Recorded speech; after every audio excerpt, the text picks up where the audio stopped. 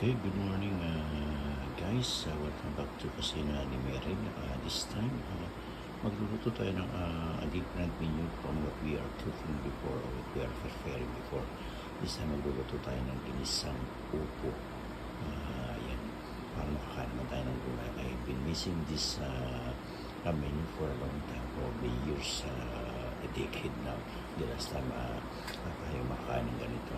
So when I saw this upo yesterday dun sa market, I said to myself, kailangan bilhin ko ito at gusto kong makatikim mo din ito. I don't know if I can still remember how to cook this one, but of course, mga basic ways lang naman ating gagawin para makapagluto tayo. So what I did, as usual, we have to prepare first yung ating mga ingredients bago tayo magsimula ng pagluluto.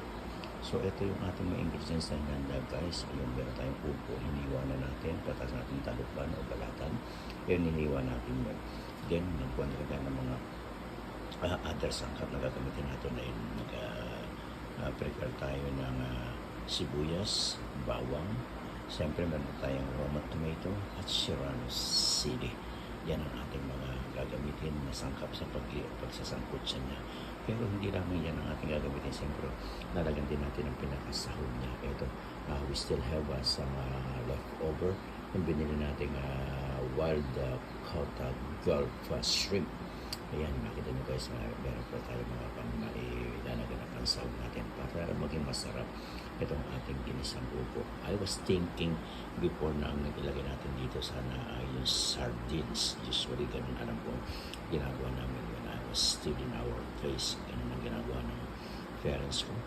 It's either if we don't have pork, ang nilalagay niya ay yung sardinas. But this time I said I still have some shrimp na gagamitin natin. So ayan, ang gagamitin natin guys, inihanda natin ang ating mga sangkap at igigisa natin ito guys. Napakadali lang ang pagluto nito.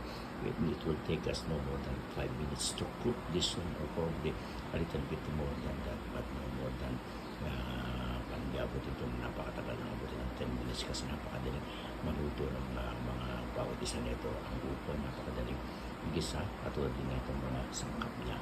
At ganun din mo lang natin pinakasahog na hipon, hindi mo matanggalan para ito ay mailuto natin. So guys, yan natin mga sangkap na gagamitin.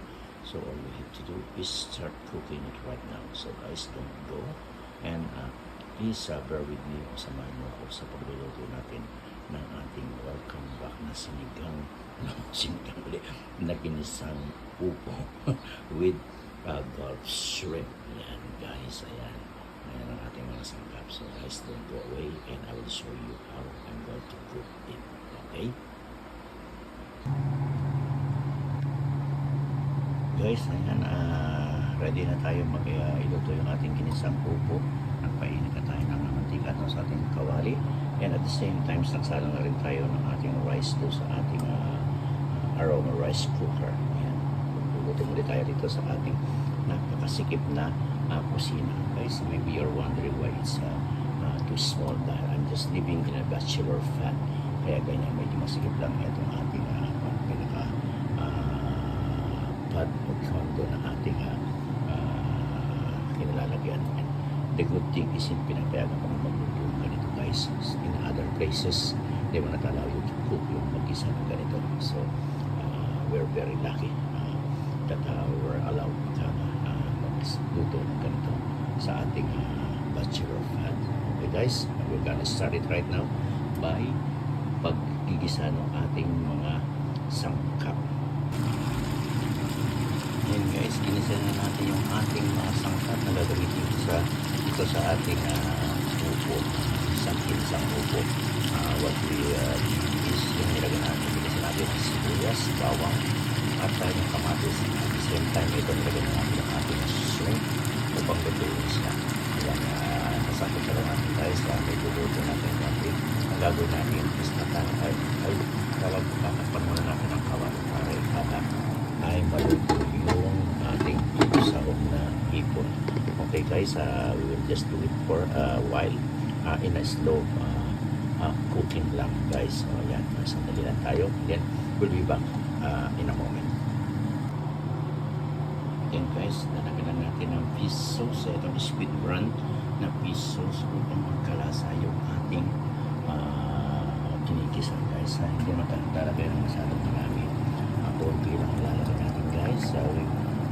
Then sa kanila natin sa tama sa ating panlasa. Pero hindi natin lagyan ng masyadong marami. Dahil baka umalat pa kumalat siya na mangyayari. Habulin natin ang habulin sa pinakasabaw niya at hindi na maging masarap ang ating luluto. Ganun guys, huwag mo masyadong nilalagay muna ang inyong mga panglasa dahil pag nasobrahan nyo ito, magiging malabsan ako ang anumang inyong niluluto. Yan guys. So yan, haluin lang natin ng konti para sumama siya. Then at the same time guys, ilalagay na natin yung ating pinaka-upo. Kaya natin yung pinaka-upo niya guys, siya ay magsasabaw ng pusa guys. Hindi natin kailangan lagyan ito ng pinakasabaw dahil ang upo ay water yan. May water na sarili yan sa loob ng kanyang pinaka-upo niya guys. So sandali lang ilalagay natin yung upo. Guys, ayan, nilagay na natin yung pinaka-upo niya dun sa ating upo vegetable na ating at the same time guys, nilagay na rin natin yung serrano chili natin. Ngayon nasusunod natin guys, ay tatakpan natin ang ating kawali for approximately 2 minutes or less habang niluluto natin itong pinaka-upo natin. Makikita natin mamaya magsasabaw siya. Kung medyo nasa tansya nyo, napaka-cold, hindi nasabaw din. It's up to us, so it's up to you guys. Kung gusto nyo dagdagan, kung gusto nyo may marami ng konti ang sabaw, but usually, itong mga ganitong isa ay hindi na masyado maraming sabaw ang kailangan dahil malalasa mo ang sarap ng yung niluto. Hindi sa tabi ng sabaw. Yan ang ito, yung mga nilaga o sinigang na kailangan maraming sabaw. Okay guys, so ang gagawin natin ay tatakpan na ngayon ang ating niluto. Okay guys, ayan na yung ating ginisang upo na may sahog na shrimp at meron sa serrano chili red guys. Ayan, nakita nyo, luto na siya.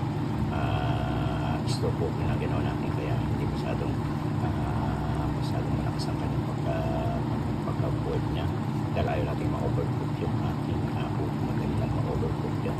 So what I'm going to do guys ay i-off na natin ang kalan. Kaya kung hindi pa gano'ng lutuin natin medyo parang ma-verde pa yung iba but at the heat ng ating kawali na overcook na tatakpan natin muli ang ating kawali. So guys, thank you for watching and join me dito sa ating lunch. Itong ginisang pupo at meron tayong kasama dyan guys na isasangkap pero nagpaprito tayo kahapon ng Gigi. Tagal na rin ako hindi nakakita ng Gigi. I saw also there were some Gigis dun sa seafood then free naman ang frying ang pagpaprito nun. So nagpaprito tayo. Ayan guys, kompleto na para tayo malikot sa ating lugar. Kung ano mga nabis natin ay makakain natin ngayon. Guys, thank you and God bless and thank you for watching.